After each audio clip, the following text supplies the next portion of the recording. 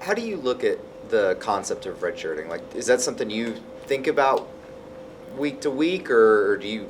I don't know. How do you sort of evaluate if a guy once you've got a couple games, if should we play him and then he can't redshirt? How do you look at that? So you always, first and foremost, want to do what you think is best for the young man and what he wants to do. Now, those two don't always jive together. Okay, if they did, then we wouldn't have the questions that you're asking right now. And so, second, we ask and think what's best for the team.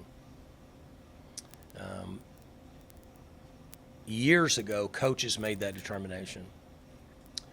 Over the last 3 or 4 or 5 years, there's a mutual conversation between the player, their family, their representatives, and the coaches as you move forward.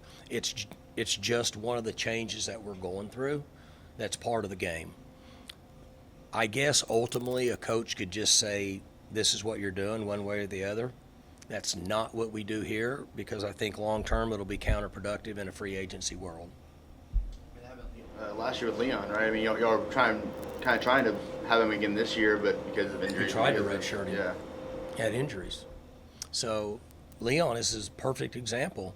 We'd love to have him back. But at that point, we were on a run and had a chance to get in the Big 12 championship game, and we would not have gotten in it without him.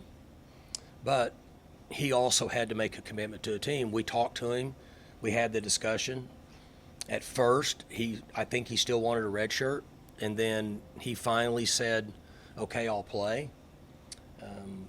And we wouldn't have gotten in that game without him. You guys know in the last 2 or 3 games, he had a couple big games, made big plays.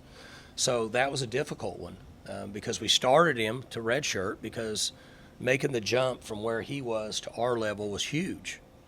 And he wasn't ready up through the middle of October. And then all of a sudden he continued to get better and better, and we had injuries and we needed him.